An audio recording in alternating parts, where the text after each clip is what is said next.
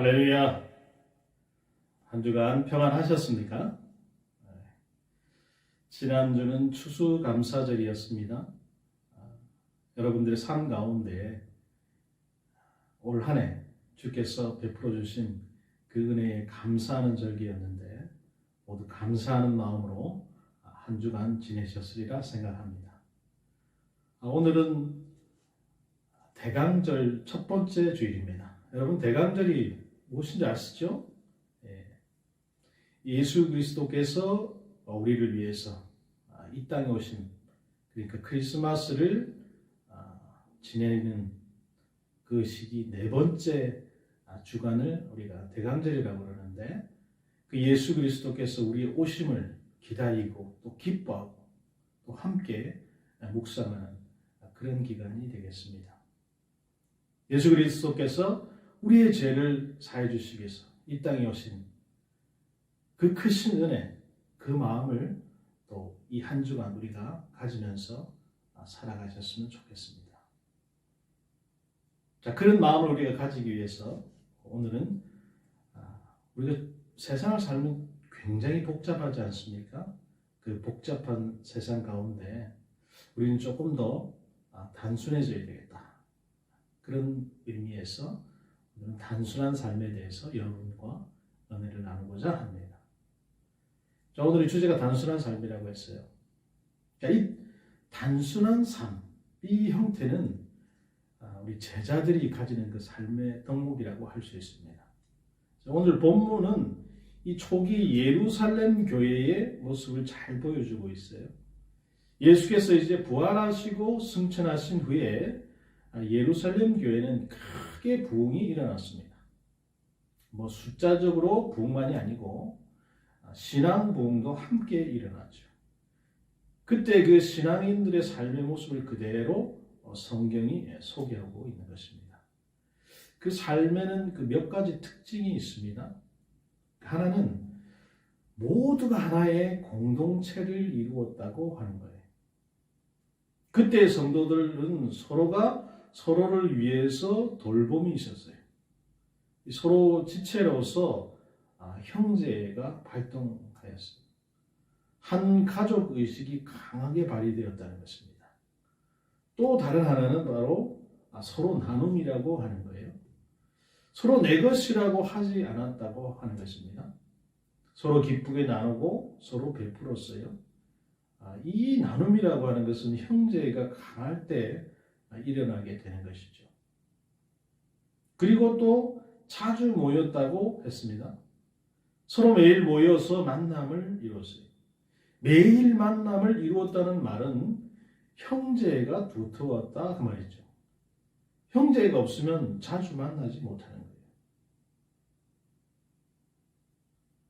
여러분, 내가 싫은데, 저 사람하고 보기가 싫은데 자주 만날 수 있겠습니까? 난 저 사람하고 그냥 같이만 있어도 그냥 진절머리가 나. 그럼 만날 수가 없는 거예요.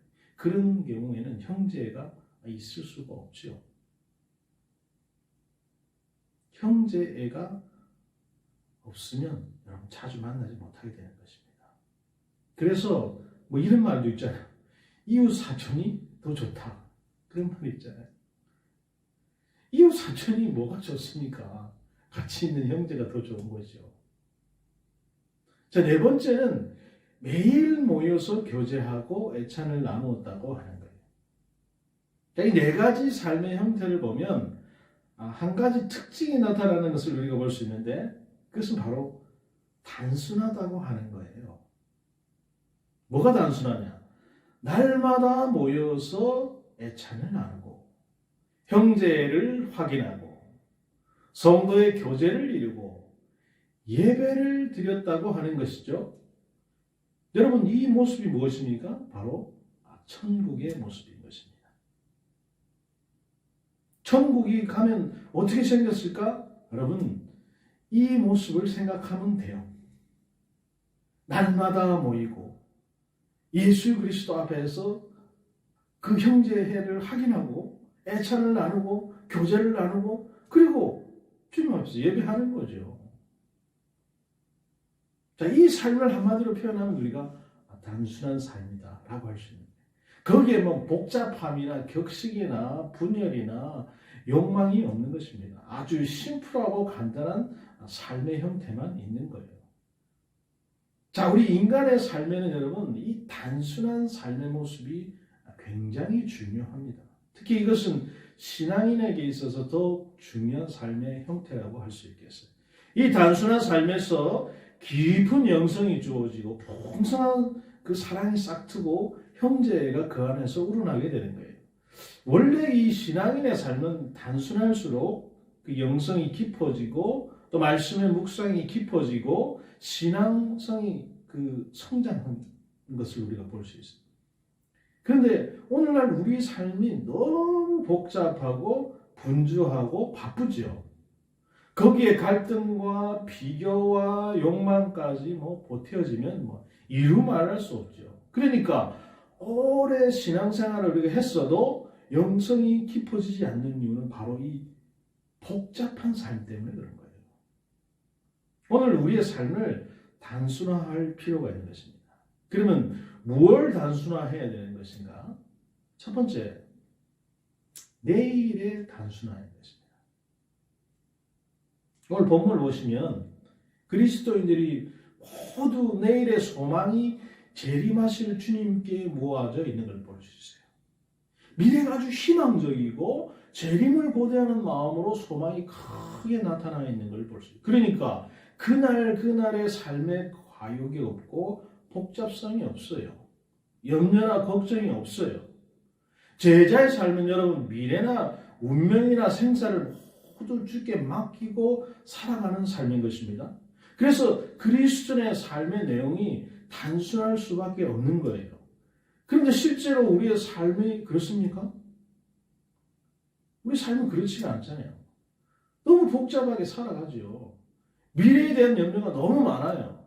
장래에 대한 걱정, 노년의 걱정, 그리고 건강의 염려들로 마음이 복잡하게 늘어나는 거예요. 여러분들이 지금 예배를 드리기 위해서 지금 이 화면 앞에 앉아 계실 텐데 몸은 여러분 화면 앞에 지금 집중하고 있는지는 모르겠지만 마음이나 생각이 아주 다른 곳에 가 있는 분들도 아마도 있을 것입니다. 우리 삶이라고 하는 것이 이렇습니다. 지금 우리들이 하고 있는 걱정들은 95%가 부질없고 이루어질 수 없는 내용들이고 겨우 5% 정도만 걱정할 필요가 있는 내용이라고 하는 것이죠. 우리 부모님들도 그 어려운 시대들을 살았어요. 오늘 우리는 너무 좋은 시대를 그 옛날 임금님도 상상하지 못한 삶을 우리는 지금 살아가고 있어요. 그런데도 지금 우리 마음에는 온갖 걱정들로 가득 차 있는 것입니다. 여러분 이것이 문제죠. 우리의 운명이나 내일이나 미래나 생사나 종말은 여러분 내 영역이 아닙니다. 다 주님의 영역인 것이죠. 왜요? 우리는 그분에 의해서 세상에 태어나기 때문이죠. 지금도 그분의 섭리에 의해서 세상을 살아가고 있습니다. 그리고 언젠가 그분의 사인에 의해서 나의 종말의 시간이 다가올 거예요. 거기에 내가 할 역할이 여러분 무엇이겠습니까? 그걸 한번 생각해 보십시오. 요즘에 한국 여러분 드라마가 대단히 인기를 많이 끌고 있잖아요. 제가 저번에도 오징어 게임 얘기를 했는데 그 N사에서 이번에 드라마가 또 하나 나왔습니다. 바로 지옥이라고 하는 드라마인데 여러분 한번 보실 필요가 있어요. 이 대단히 중요한 내용들이 많이 들어있고 또 오류나 허점들도 사실은 많이 있습니다. 그 안에. 우리 믿는 사람들이 그 드라마를 보면서 어떤 생각을 해야 되는가 한번 생각해 볼 필요가 있어요. 어느 날 천사가 거기 드라마 얘기로 천사가 나타나서 너는 맨날 몇 시 몇 분에 죽는다 이렇게 메시지를 하면 그 시간이 되면 그 지옥에서 사자가 와서 그 사람을 막 아주 완전 두드러 패서 그냥 지옥으로 데리고 갑니다. 근데 지옥이 어떻게 가는지 뭐 그런 거 잘 보이진 않아요. 근데 효과적으로 그런 모습을 실제로 CG로 보여주는 것이죠. 만약에 여러분들이 몇 날 며칠에 너 지옥에 간다 이런 메시지를 받는다면 어떤 생각이 드시겠습니까? 물론 그런 일은 일어나지 않겠죠. 절대로 그런 일은 일어나지 않습니다. 너 몇 날 며칠에 지옥 간다 아니면 천국 간다 그런 얘기 하잖아요. 근데 이 드라마의 맨 마지막 부분이 저는 굉장히 인상 깊었다고 생각하고요. 거기에 보면 이 주인공이 그 아기를 안고 택시를 타고 가는데 택시 기사와 나누는 대화가 있어요. 그 택시 기사가 그렇게 얘기합니다. 나는 종교도 모르고 뭐 잘 모르는데 신이 인간에 대해서 이러쿵 저러쿵 얘기할 바가 아니다. 인간의 일은 인간이 알아서 할 일이지. 뭐 이렇게 얘기하는 내용이 있어요. 여러분, 대단히 인본주의적인 생각이죠. 그렇지 않습니까? 우리는 하나님께서 주신 그 은혜로 인해서 이 땅에 왔고 또 지금도 그분의 섭리에 의해서 이 땅을 살아가고 있는데 믿지 않는 사람들은 그렇게 생각하는 거예요. 그러면서 그 사람들이 그 지옥에 가는 모습이 생중계될 때는 어떻게 합니까? 무릎 꿇고 머리 박고 눈에 보이는 현상에만 집중하고 있는 거예요. 여러분, 우리들의 종말의 시간은 여러분 하나님이 사인에 의해서 이루어지는 거예요. 누가 뭐 이래라 저래라 해서 오는 게 아닙니다.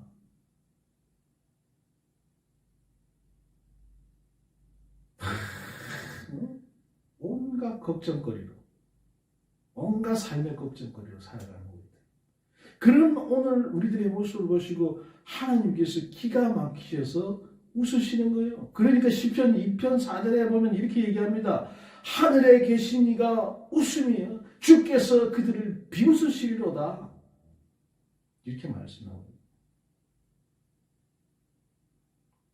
우리의 미래 여러분 우리가 걱정하고 생각하고 염려한다고 그 일이 이루어지지 않습니다. 그래서 우리는 미래를 단순할 필요 있는 거예요. 어떻게 해요? 그분께 맡겨드리는 거예요. 자, 두 번째는 여러분 물질 생활의 단순화입니다. 본문을 보면 이 물질에 대한 과욕이나 소유욕 그리고 물질을 쌓아놓으려는 마음이 없는 걸 볼 수 있어요. 네 거 내 거가 없다는 거예요. 여러분 이것이 바로 천국의 모습입니다. 아까 얘기한 지옥의 모습이 아니고요. 천국의 모습. 여러분 물질 참 중요하지요. 물질은 필요한 만큼 있어야 되는 게 맞습니다.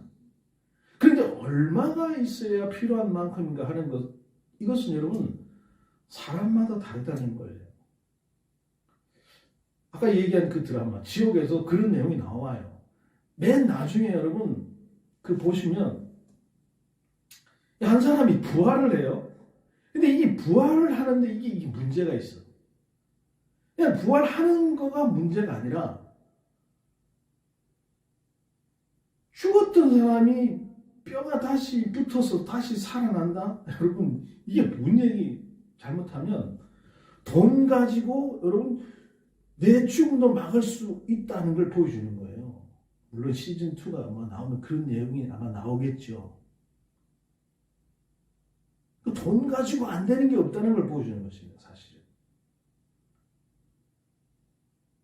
그런데 여러분 제가 생각해 볼 때는 우리가 뭐 집 하나 있고 그날 우리가 조촐하게 먹을 것이 있으면 그거 이상 뭐 더 큰 필요한 뭔가가 있는가? 그 이상 저는 필요 없다고 생각하는 거예요. 그 기준이 이루어지면 우리는 그때부터는 궁상 떨지 말고 사용하고 또 나눠야 되는 거예요. 그 이상을 가지려고 하는 것이 바로 욕심이다라고 하는 것입니다. 그 상태인데도 안 쓰고 자꾸 모으려고 하는 것도 여러분 궁상인 거죠. 그리고 그 이상을 쌓아 놓으려고 하면 그 사람은 반드시 물질에 시달리게 되어 있어요. 그럼 그때부터 관계가 악화되고 마음이 불편해지고 막 그런 일들이 일어나는 거죠. 사람이 여러분 물질에 둘러싸이게 되면 그때부터 잠이 사라지게 됩니다. 잠이 안 와. 고요가 깨지고 영적 은혜가 고갈되게 돼요. 그리고 그때부터 온갖 생각들로 가득 차게 돼서 영적 생활이 점점 어려워지게 되는 것입니다. 그래서 여러분 성경은 뭐라고 말씀합니까? 세상에 쌓아놓지 말고 하늘에 쌓아두라고 하는 거예요. 세상에 쌓아두면 도둑이 모여들게 된다고 하는 거예요. 그리고 물질의 욕망이 커지게 된다는 것입니다. 신앙인은 영적 생활하는 사람들입니다. 영적 생활자가 가장 중요한 요소는 고요이고 마음의 이 가벼움이라고 하는 거예요. 그리고 생각의 단순화예요. 거기에서 고요와 또 안식과 평화와 주님과의 깊은 교제를 이룰 수 있게 되는 것이죠. 그때 누우면 바로 잠이 오는 것입니다. 저는 잠이 너무 잘 와서 문제입니다. 왜냐하면 그 삶에 여러분 단순함이 주어지기 때문이에요. 예수님은 풍랑치는 바다 위 그 뱃머리에서도 고난 잠을 이루셨다고 하잖아요. 그 영혼이 단순함 때문이고 평안함이 그 안에 있기 때문에 그럴 수 있는 거예요. 그런데 오늘날 현대인들은 생각이 너무 복잡합니다. 생각이 너무 많습니다. 그러니까 잠을 설치게 되죠. 그러니까 어떻게 합니까? 여러분 좀 내려놓고 내려놓아야 되는 거예요. 내일 걱정, 내일로 좀 미뤄둘 필요도 있어요. 미래의 문제도 여러분 조금씩 내려놓을 필요가 있는 거예요. 헝클어진 문제도 여러분 내려놓을 필요가 있는 거예요. 내려놓아도 안 되면 더 내려놓아야 하는 것입니다. 그래야 그 후에 여러분 평안한 잠을 이룰 수 있게 되는 거예요. 물론 뭐 예배 시간에 잠을 주무시는 분들도 있죠. 그래서는 안 되겠죠, 여러분. 잠을 자지 못하는 이유는 간단합니다, 여러분. 내려놓지 않고 마음에 안고 마음에 치고 있기 때문에 그래요. 여러분 우리가 전철이나 버스를 타면 어떻게 합니까? 짐을 여러분 내려놔야 됩니다. 그런데 잠을 못 자는 분들은 버스를 탔는데도 짐을 들고 이고 지고 하는 것 같다는 거예요. 하나님 나에게 돈을 많이 주셨습니다. 축복이죠. 근데 여러분 그때는 쌓아놓으려고 애를 쓰면 안 되는 거예요. 그것은 여러분 부질없는 일입니다. 그때는 우리가 나누는 삶으로 나아가야 되는 것이죠. 그것이 더 큰 은혜를 오래 지속할 수 있는 방법입니다. 물론 우리는 쌓아놓으려고 해도 쌓아놓을 돈이 없어서 좀 문제이긴 한데 아무튼 여러분 언젠간 여러분 쌓아놓으려면 돈을 벌게 될 거예요. 우리 청년들이 그렇고 우리 자녀들이 그러래요. 언제까지 안 벌 겁니까? 안 번다고 생각하지 마십시오. 하나님께서 주십니다. 그때는 여러분 돈 벌어 남줘야 되는 거예요. 배워서 남줘야 되는 것입니다. 그것이 여러분 제자의 삶의 원리입니다. 예수님은 나는 오늘 밤 머리 둘 것도 없다고 하셨어요. 그 말씀은 나는 집 한 채도 없다는 말씀인 거예요. 오늘날로 말하면 예수님은 아주 가난한 사람이에요. 근데 예수님 누구보다 부자셨잖아요. 다 가지신 분이잖아요. 그러니까 뱃머리에서도 잠을 이루실 수 있는 거예요. 다 이루었다고 고백할 수 있는 거예요. 오늘날 현대인들은 거의 다 물질에 덫에 걸려 살아가고 있습니다. 그래서 모두 피곤하게 살아가고 있죠. 그러나 여러분, 그럼에도 불구하고 우리는 내려놓을 필요가 있는 것입니다. 자, 세 번째는 여러분, 신앙의 단순화입니다. 본문을 보면 모두 삶의 중심이 예배 중심이었어요. 모두 매일 모여서 예배하고 찬양하고 나누고 떡을 떼었다고 하는 거죠. 그 말은 매일 성만찬을 나누었다는 말입니다. 그 자체만으로도 좋은 신앙의 모습이죠. 그런데 그 삶의 결과가 더 엄청난 결과를 낳았다고 하는 거예요. 그 사람들이 그렇게 했더니 날마다 구원받는 사람의 수가 늘어났다고 하는 거예요. 여러분, 이 삶이 여러분 최고의 전도인 것입니다. 우리 삶을 보여주는 것이 최고의 전도예요. 하나님 아버지는 너의 아버지도 아니고 모두의 아버지도 아니고, 여러분 누구 아버지입니까? 나의 아버지. 주님은 나의 구세주이시고 나를 위해 십자가를 지신 주님이신 거예요. 나는 그의 제자이고 제자 중에서도 충성스러운 제자가 되고자 하는 것이 나의 목표인 것입니다. 또한 여러분의 목표가 될 수도 있겠죠. 그것이 나의 신앙 내용이고 신앙의 초점이고 나의 신앙의 목적이죠. 성경은 하나님의 영감으로 쓰여진 말씀이에요. 나는 내 인생 여정에서 그분의 말씀대로 안내를 받고 살아가고 있는 거예요. 그렇게 살아가다가 언젠가 주님이 오실 때 나는 두 팔을 벌려 맞이하게 될 것이고, 내 사후에 오신다면 나는 부활의 몸으로 주님을 맞이하게 될 것입니다. 이것이 여러분 저의 신앙관이고 여러분의 신앙관이 되어야 하는 것입니다. 여러분, 이것이 복잡합니까? 얼마나 단순합니까? 아주 단순한 신앙관을 가져야 하는 거예요. 남들이 뭐라고 해도 내 신앙은 이 길이 정도이고 이 길이 바른 길이고 이 길이 주님과 바른 관계를 이루는 길이에요. 여러분, 큰 교회 가보십시오. 큰 교회 가보면 이 직분 받으려고 얼마나 애쓰는지 몰라요. 여러분, 직분이 없으면 어떻습니까? 꼭 권사가 되고 장로가 되어야 됩니까?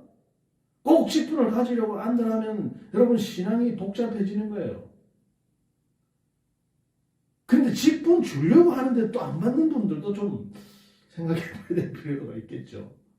그러나 내가 직분을 꼭 갖겠다고 막 애쓰고 거기다가 막 온 물질도 다 쓰고 하시는 분들 저는 너무 많이 봤어요.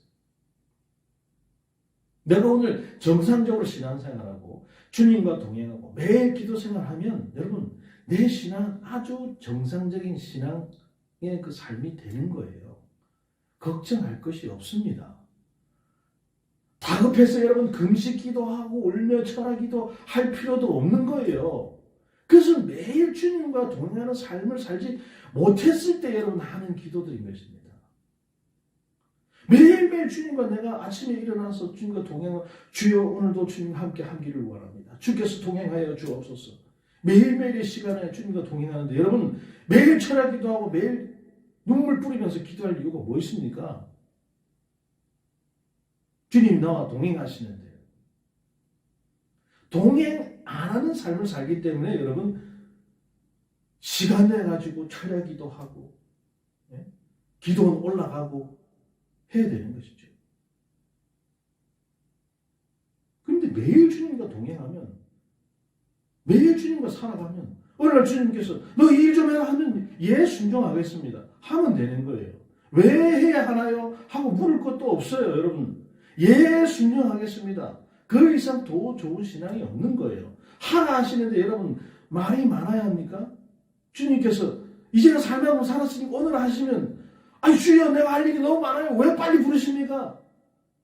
이럴 줄 몰랐습니다. 저는 아직도 여기서 할 일이 많단 말이에요. 여러분 히스기야처럼 애걸복걸할 필요가 없는 겁니다. 오라고 하면 그냥 가는 거예요. 발버둥 쳐봤자 여러분 얼마나 더 살 거고 그랬다고 더 오래 살아지는 것도 아닌 것입니다. 제가 여러분 비관적인 얘기를 여러분께 드리는 것이 아닙니다. 모든 것은 여러분 죽게 달려있는 거예요. 발버둥 치면 칠수록 여러분 우리들의 삶의 모양만 구경해지는 거예요. 병원에 가보십시오. 여러분 생사를 다투는 분들이 너무나 많습니다. 그런 분들에게 여러분 신망 나가지고 이제 생사를 주님께 맡기십시오. 사람이 할 일은 다 했습니다. 별 방법이 없습니다. 이제 나타날 것은 부르심을 받은 일과 기적 둘 중 하나만 남았습니다. 누구도 당신을 도와줄 수 없어요. 생사를 걸고 기도하십시오 라고 이야기할 수밖에 없는 거예요. 여러분 그렇지 않습니까? 그 마지막 순간에 여러분 그 상황에서 더 이상 기댈 조건이 무엇이 있습니까? 집사님 안 돼요. 더 비싼 약을 사다가 투약해요. 더 좋은 선생님 찾아가 봐요. 물론 인간적으로 그렇게 얘기할 수 있지요. 그러나 여러분 그것이 옳은 방법은 아닌 것입니다. 우리가 살아가는 중에 위로부터 메시지가 주어져요. 너 이 일 좀 해라. 그럼 우리의 대답은 여러분 네 순종하겠습니다 인 거예요. 여러분 이것이 제자의 삶의 모습인 것입니다. 또 생활의 단순화입니다. 예루살렘 교회 성도들의 삶의 모습을 보면 아주 단순했다고 해요. 매일 모여 함께 더불어 찬미하고 나누고 애차를 떼며 예배했다고 하는 것이죠. 그러니까 매일 즐거움이 더해지고 즐거우니까 나눔이 이루어지고 나누니까 행복이 주어지는 거예요. 그리고 행복하니까 성령이 더욱 거세게 역사하시고 성령이 역사하시니까 여러분 그곳에 치유의 기적이 일어나고 기적이 일어나니까 그곳에 회복의 역사가 나타나고 그러니까 어떻게 믿는 사람들이 날마다 늘어난다고 하는 거예요. 여러분 교회의 부흥은 다른 게 아닙니다. 지금 제가 말씀드린 그 일들이 그냥 이루어지면 교회 부흥은 일어나는 것이죠. 어떤 분들 보면 여러분 참 복잡하게 살아가는 분들이 많이 있습니다. 일도 복잡하게 하고 머리도 생각도 복잡하게 살아가는 분들 많이 있어요. 매일 다투고 갈등하고 이익을 따지고 살아가요. 그러니까 여러분 삶이 얼마나 복잡합니까? 살면은 때로 여러분 손해도 있을 수 있어요. 우리가 그것을 감수해야 될 때도 있습니다. 평생 나는 손해 한번 보지 않겠다고 살겠다고 매일 따지는 거예요. 그러니 그 삶이 여러분 얼마나 피곤합니까? 아주 사소한 것까지 나는 손해 보지 않겠다라고 하시는 분들이 있어요. 너무 복잡합니다. 여러분 성경에 보면 그렇게 복잡하게 살았던 사람이 그 대표적인 인물이 누구예요? 바로 야곱이에요. 야곱. 야곱의 인생 역정을 보면 여러분 참 복잡 파란만장 그런 인생을 살았어요. 야곱이 어렸을 때부터 욕심이 많았습니다. 욕심이 많으면 여러분 삶이 고달파지죠. 자꾸 꼬이는 인생을 살게 되는 거예요. 야곱이 어려서부터 아버지를 속였습니다. 마침내 형도 속입니다. 남을 속이면 그냥 평안히 살 수가 없어요. 그래서 야곱이 어려서부터 도망다니는 삶을 살아가는 거예요. 외가로 도망갑니다. 거기서 조용히 살았으면 좋았을 것인데 거기서도 복잡한 인생을 살아요. 외삼촌을 속입니다. 물론 외삼촌이라는 자가 좀 나쁜 놈이긴 하죠. 그런데 결혼했는데 신부가 뒤바뀌는 사건에 또 휘말려요. 야곱은 졸제 4명의 아내가 생깁니다. 상상도 못할 일이죠. 그리고 장인에게 속임을 당합니다. 결국 자기도 속임을 당했어요. 그때 여러분 심정이 어땠을까? 그래서 야곱은 거기서도 정착하지 못하고 마침내 고향으로 다시 돌아오는 겁니다. 고향이라고 하는 건 참 좋은 곳이죠. 야곱은 고향이 가까울수록 두려움이 앞섰어요. 왜요? 형한테 거짓말하고 도망갔잖아요. 고향에 가면 여러분 응당 베델로 올라가야 하는데 이방인들이 살아가는 번화한 도시 세겜으로 올라가 또 정착을 합니다. 그곳에 딸이 이방인들에게 강간당하는 사건이 벌어져요. 그 시대는 있을 수 없는 일이에요. 그래서 혼인한 야곱이 비로소 베델로 올라가는 거예요. 그리고 얼마 후에 사랑하는 아들 요셉이 그냥 짐승에 찢겨져 죽는 사건이 발생해요. 야곱이 그 아픈 마음을 가지고 20년 동안 피눈물 흘리는 삶을 살았다고 하는 거예요. 그리고 20년 만에 죽은 줄 알았던 요셉이 애굽의 총리가 되었던 소식을 듣게 되죠. 그냥 냉탕, 온탕을 왔다 갔다 하는 거예요. 그러니 여러분 삶의 충격이 얼마나 컸겠습니까? 그래서 반가워서 급한 마음으로 애굽으로 달려가잖아요. 가서 바로를 만났는데 바로가 내 나이가 얼마냐 이렇게 물으니까 야곱이 대답을 내 나이 얼마 되지 않았으나 험악하게 살았나이다 라고 대답해요. 여러분 말 그대로 야곱은 참 험악한 인생을 살았습니다.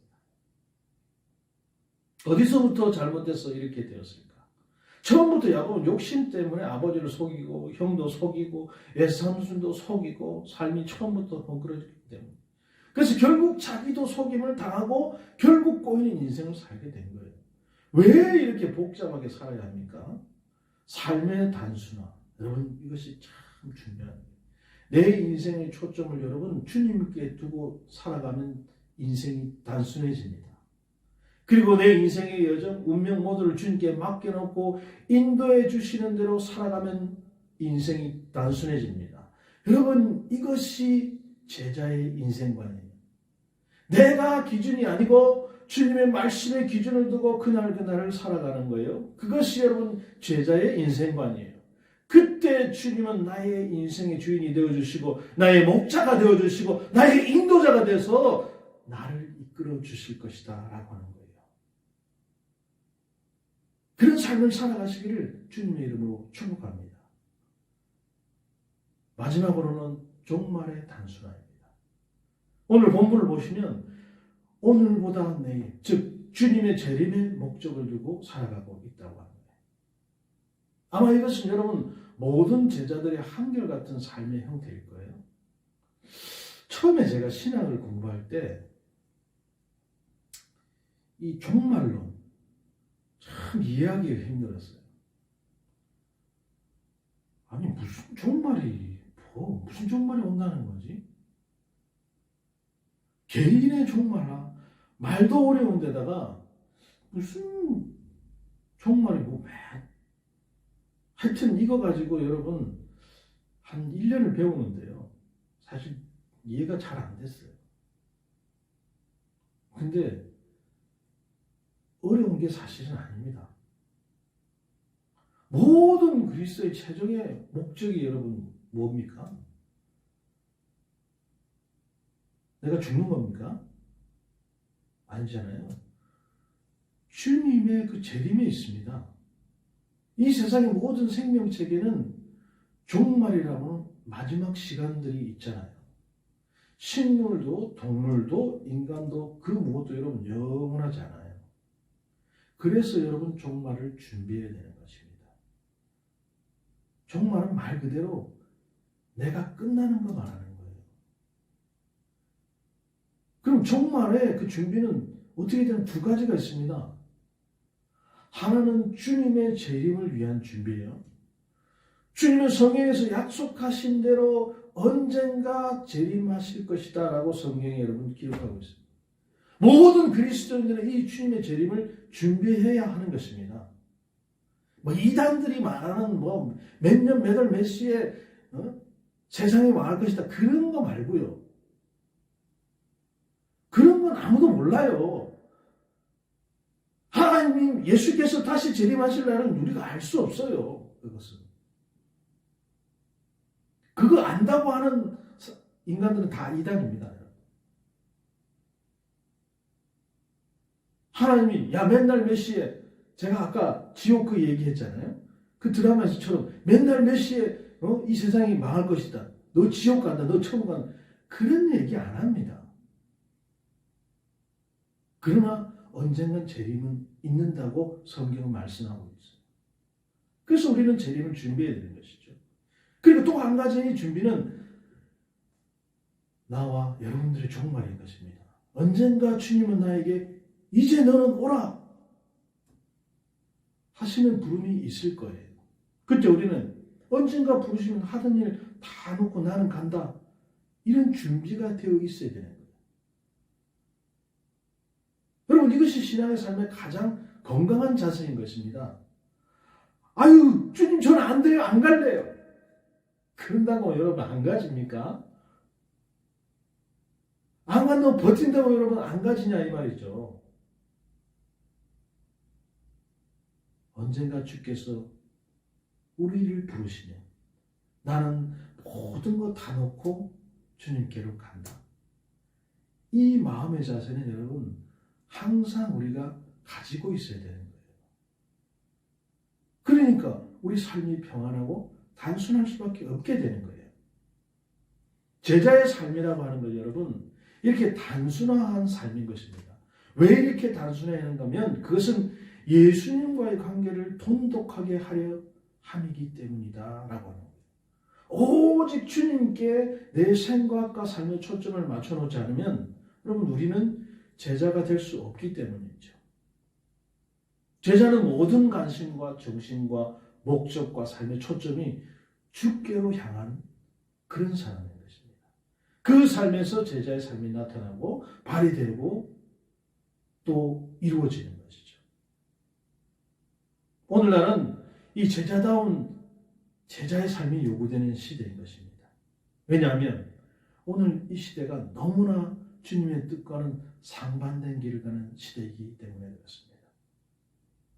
사랑하는 성도 여러분, 부디 오늘 말씀드린 그 내용들을 다시 한번 상고해 보시고 우리의 삶을 단순함으로써 주님과 동행하고 모든 관심과 정신과 목적에 내 삶의 초점이 주께로 향해서 주께서 인도하시는 그래서 주님과 매일매일이 동행하는 그 삶을 살아가시는 저와 여러분 우리 예수은혜교회가 되기를 주님의 이름으로 축복합니다.